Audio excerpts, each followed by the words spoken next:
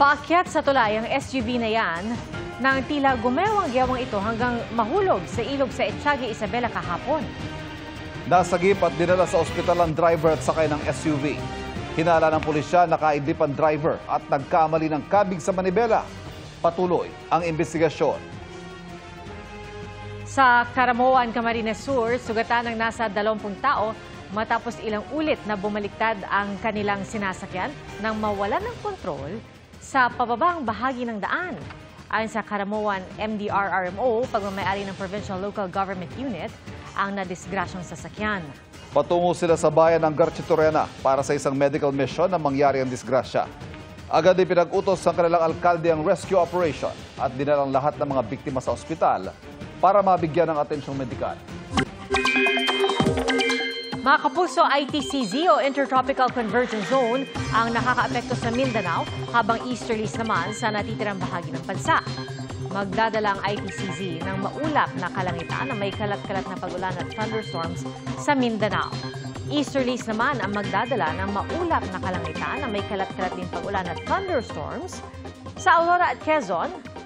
Partly cloudy to cloudy skies na may isolated rain showers naman ang dulot nito sa Metro Manila. Mag-ingat sa posibilidad ng flash floods o pagguho ng lupa.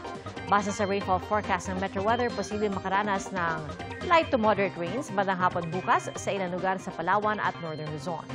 Moderate to heavy rains naman sa malaking bahagi ng Mindanao. Posible ang light to moderate rains bandang tanghali bukas sa Metro Manila.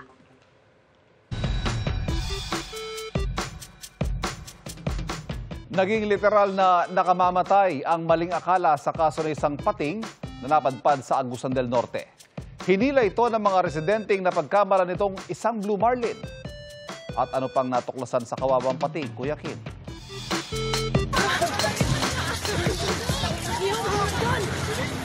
Nagkagulo ang mga residente ng barangay nito sa Cabadbaran City sa Agusan del Norte. Nang sa kanilang dalampasigan, may inanod na malaking isda. Sa pag-aakalang isa itong Blue Marlin, pinagtulungan nila itong dalhin sa dalampasigan.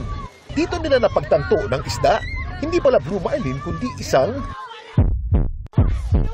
pating. Ang isa sa mga residente hinampas ito, rason para ito'y masugatan at manghina. Kinahapunan ang pating, binawian na rin ng buhay. Nang masuri na ito ng Bureau of Fisheries and Aquatic Resources o BFAR, napag-alaman nila na ang pating ay isa palang blue shark. Buntis pala. Ang 29 na mga papo anak nito na ibalik sa dagat.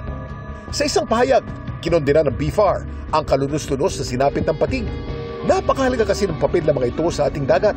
Itong blue shark, nagbe-belong siya dun sa top predator. Yung isang rule na ng top predator shark, panatilihing malusog yung mga population ng mga ibang uri ng isda. Pag nakakita ng ganitong uri ng pating o yung mga protected na either wag pakialaman, wag disturbuhin. Pag nahuli naman to ng buhay, dapat pakawalan sila agad. So pagpatay sila, dapat ipagbigay alam to sa Bureau of Fisheries. Marami sa atin takot sa pating. Pero sa insidente ito, mukhang sila dapat matakot sa atin.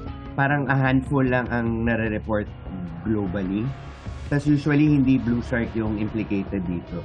Dito sa Pilipinas, halos zero yung reports. Plus hindi naman tayo natural prey ng mga pating.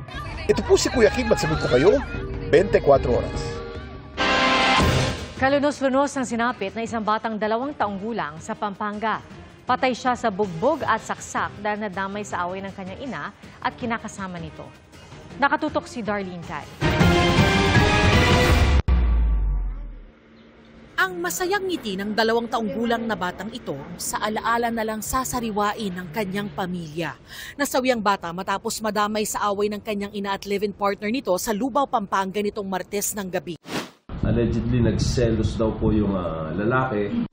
Sinaktan at sinakal daw ng suspect ang ina ng biktima. Mabilis siyang nakalabas ng bahay, pero naiwan po niya yung 2 years old na anak niya. And then yung po ang pinagbalingan ng lalaki. Nung nasa labas po siya, sisigaw din po yung bata kasi parang hinawakan daw po sa paa at inihampas po yung bata.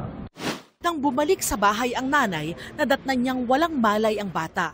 Pagkabuhat niya sa anak, akto namang mananaksak ang suspect. Tinamaan sa braso ang nanay habang nasaksak sa kanang bahagi ng tiyan ang bata. Dead on arrival sa ospital ang bata. Ang nanay agad namang na-discharge. Tumakas ang suspect pero natundon din ng mga pulis sa bahay ng kanyang tiyuhin.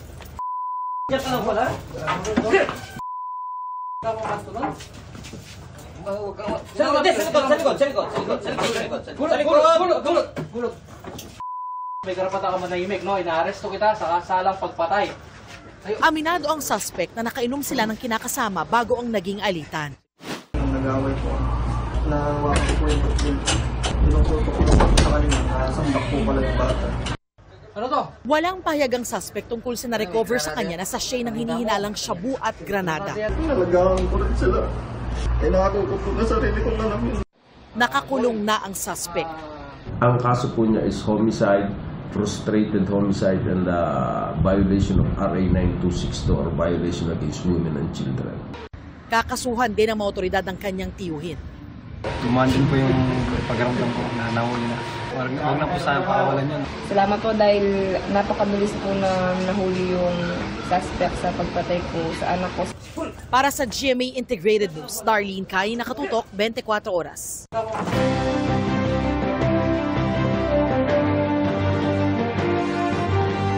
37 araw bagong eleksyon 2025, tuloy-tuloy ang paglalatag ng plataporma sa iba't ibang bahagi ng bansa ng mga tumatakbo sa pagkasenador.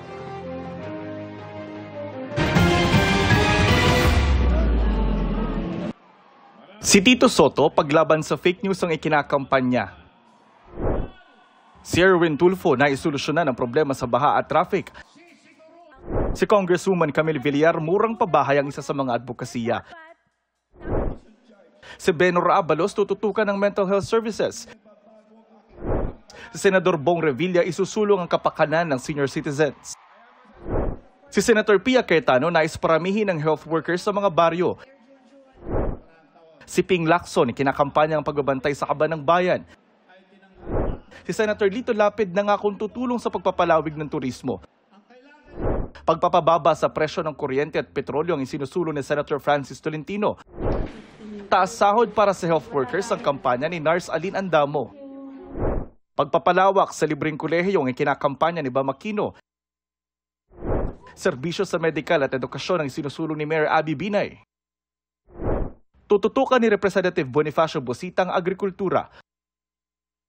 Pagpupondo sa state universities at colleges ang sinusulong ni Representative Arlene Brosas. Paglaban sa political dynasties ang isa sa sinusulong ni Teddy Casino. Nakisa sa Lang-Ay Festival si Representative Franz Castro. Kasama na roon si Modi Floranda at si Amira Lidasa na kinamusta ang sitwasyon ng mga katutubo. Mas malinis na kapaligiran ang kampanya ni David D'Angelo. Nakipag-usap sa mga estudyante sa Baybay Leyte sina Calio de Guzman at Luke Espiritu.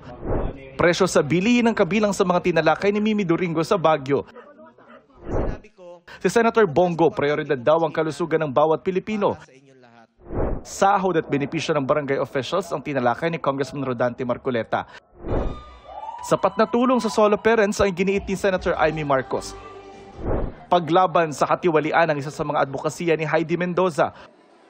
Patuloy naming sinusundan ang kampanya ng mga tumatakbong senador sa eleksyon 2025. Para sa GMA Integrated News, Jonathan Andal, nakatutok, 24 oras. Singapore-bound si Heart Evangelista this coming Holy Week. May work pa rin daw siya kahit mahal na araw, pero susunod din daw doon ang kanyang pamilya. Fresh from her fashion show stint sa Greece ang kapusok global fashion icon. Na tila ang motto in life ngayon ay life begins at 40. Pag-amin ni Heart, di na siya natatakot with aging, lalo't ramdam niyang she's happier and more beautiful inside. May summer tip din si Heart. Ayon sa kanya, kung kukuha raw ng photo, mas magandang hindi tumagal ng 5 minutes under the sun. Di raw kasi nakakaganda yan. Kamakailan nga ay viral ang video ni Heart na ni-recreate ang famous sumakses sound sa TikTok. Kaya naman nang tanungin namin siya kung sumakses talaga siya, Feeling ko na step by the step, pero hindi pa tayo sumistep ng step. Meron pa. Meron pa? Yes, parang feeling ko, paumpisa pa lang. Kasi parang ngayon pa lang dumadating. Yung mga na-imagine ko, parang nature yan eh.